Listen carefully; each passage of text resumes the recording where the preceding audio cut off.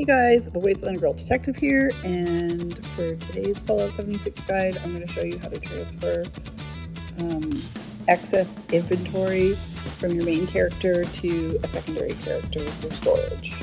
Now, normally you should use a courier or another player, like a friend that plays. However, if you're like me and feel a little bit of social anxiety and you don't like to ask people to do things, this is the method. It comes with two really, really big caveats.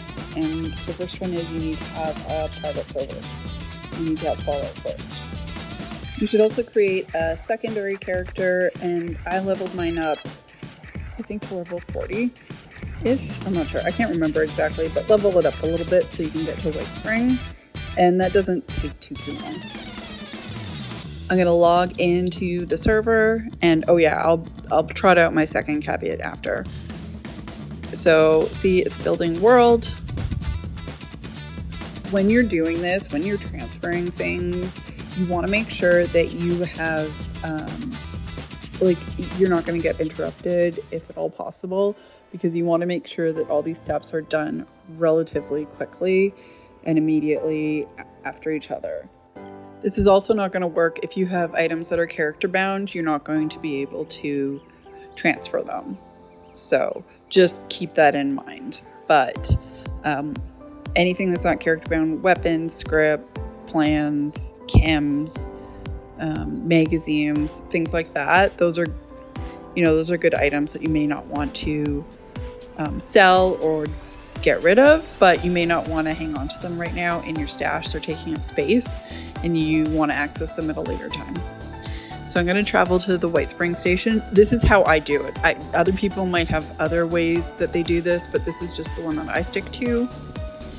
And then I head over to the what used to be the blue donation suitcase before they got the donation boxes put in. And I'm just going to transfer over. I can't even see my glasses. Oh, I gotta take them off. So some armor pieces, just so you guys can see. And then I'm gonna immediately quit the private server, change my character, jump right back in. So I'm getting into the private server, and you can see it says world found, not building world found. And I usually try and keep my mule character at White Spring. It doesn't really leave White Spring.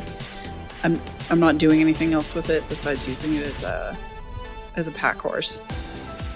And I'm gonna head over to the blue suitcase. Oh, I think I'm just showing, oh yeah, so you can see it's a different character. That's not my main. I think it's level 17. Okay, I didn't really level it up at all. And there's my items, and I'm gonna pull them out. And then I'm just gonna put them back in, just so you guys can see the reverse. So now I can put that stuff in. I've got some random things on me, and I'm just gonna grab some stuff that I transferred before, some super stim packs, and some berry mentats. Eventually, I'll get there eventually. And then I'm just gonna throw those back in the suitcase. And again, I'm going to put everything in there, and I'm going to quit, and I'm going to turn around, and right away, I'm going to change my character, and I'm going to pop back into that server, and it's going to say world found. If it says world building, that's not good because it's a different instance of your private server.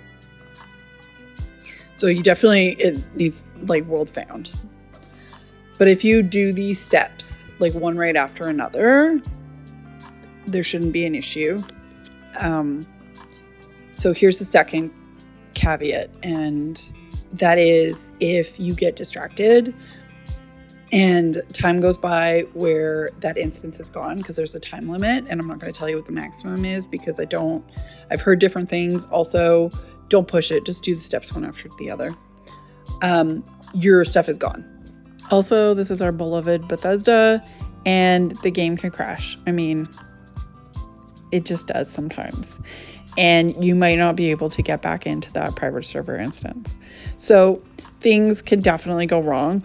Or you can, I've done this, although luckily not enough time had passed that my one instance private server was still available, is I went into a public world without even thinking about it, because I do that all the time and I wasn't even paying attention, and all of a sudden I was like, oh, there's other player vendors here, how does that work in a private world? And then I went, oh, I'm not in the private world, silly.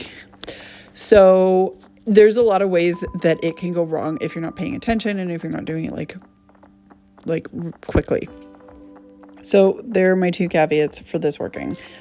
You need to have private world, so you need Fallout first, and it can go really bad. So don't do this with your tattered field jacket or your red asylum dress. Don't move those. Just keep those on your main character. And actually, you probably shouldn't even do this method anyways. A lot of people say don't do this.